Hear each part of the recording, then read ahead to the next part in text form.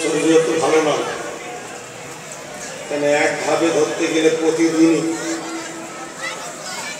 প্রতিদিনই মাহফিলে যাওয়া। সবাই একটাই কথা বলে যে একটু আসেন, একটু হাজিরি দিবেন, রেস্ট পাওয়ার তো কোনো সুযোগই নাই। তো সেই হিসাবে আজকে এসেছি, সামান্য সময় একটু হাজিরি দিয়ে দোয়া নিয়ে, দোয়া চেয়ে বিদায় নেব। মাদ্রাসা না রসুলের ঘর, মাদ্রাসাকে ভালোবাসা, পিয়ার করা,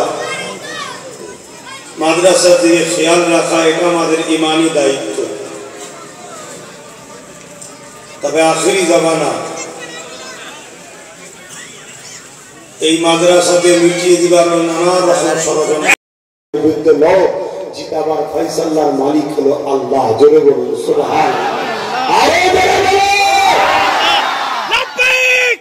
নাই মনে রাখবে, নাই মনে রাখবে, এই ছাগল পালের সঙ্গে করেছো, ছাগল পালের মতো ব্যাপারীর হাতে তুলে দিয়ে একদিন কেটে টাঙিয়ে দেওয়াই হবে। শুনছেন তো? হ্যাঁ, এর চেয়ে বেশি কিছু আর নাই।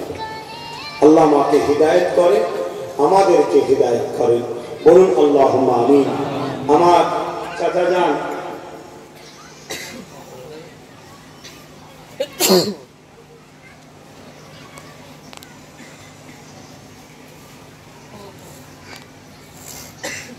আমার পরে 10টা থেকে আমার নাজমুস সাদাত ভাই আছে, কথা বলে আসছে, আরো অনেকে রয়েছে, আলোচনা হবে। আমি একটু হাজিরি দিলাম, তাও দেখতে দেখতে অনেকক্ষণ বলে ফেললাম। কথাতে ভাষাতে ব্যবহারে কেউ কষ্ট পেলে 3 দিন ঐতিহাসিক হিসাবে সব আমার না, সমস্ত মোমেনাদের জন্য দাদা হুজুর করেছে। আমি প্রতিষ্ঠা করি, যদি আমার কথা খারাপ লাগে আমার কাছে যাবেন না, কিন্তু দাদা হুজুর হিসাবে যাবেন। আর যদি মনে হয় যে না বাবাজি ভাই কথা ঠিকই বলেছেন, তাহলে নলেজ সিবিতে ইফতারের দাওয়াত দিলাম, এবং আমার দরবারও ইফতার হবে। এই নলেজ সিবিতে ইফতার বিশাল মাঠ আছে, একটা করবো, 3 দিনই করবো। আপনাদের দাওয়াত দিলাম। ইফতার বাদ মাগরিবের নামাজ, নামাজের পর সাদা ভাত সবজি খাওয়া দাওয়া করে দরবারে এসে তারাবির নামাজ পড়বেন, জিয়ারত করবেন, দেখা সাক্ষাৎ করবেন, আমার জন্য দোয়া করবেন। আল্লাহ যেন আমাকে একা হয়ে গেলেও মোহাম্মদ রসুলকে নিয়ে যেন থাকতে পারি, বাস আর কিছু নাই।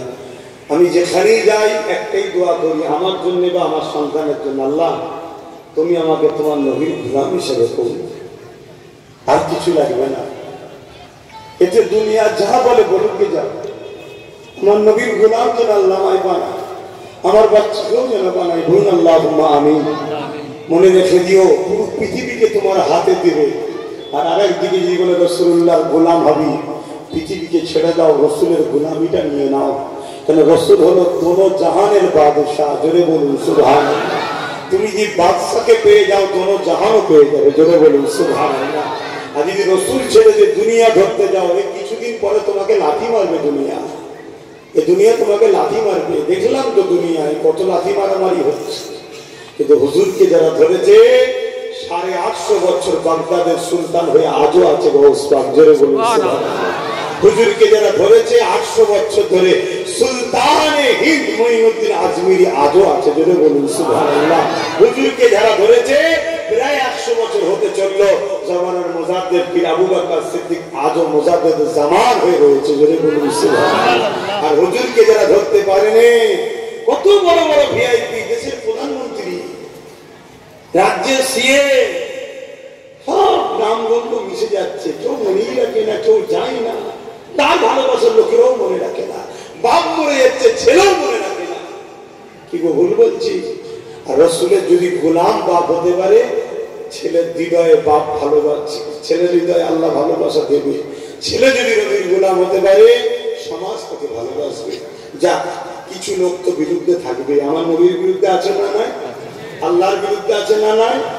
তাহলে আমার বিরুদ্ধে হবে না, এটা তো অসম্ভব কিছু নাই, এটা স্বাভাবিক ব্যাপার। কিন্তু আমার কথা যে আমার ভালোবাসার মানুষ যারা বসে আছেন, আপনারা কি কষ্ট পাননি তো? কারণ এত কষ্ট করে বসে আছেন।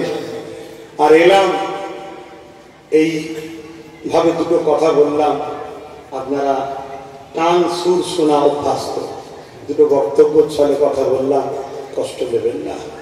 আল্লাহ বেঁচিয়ে রাখলে ইনশাল্লাহ দেখা হবে। আল্লাহ আমিন। আল্লাহ, আমার আব্বা বলুন, আমার ভাই বলুন, আমার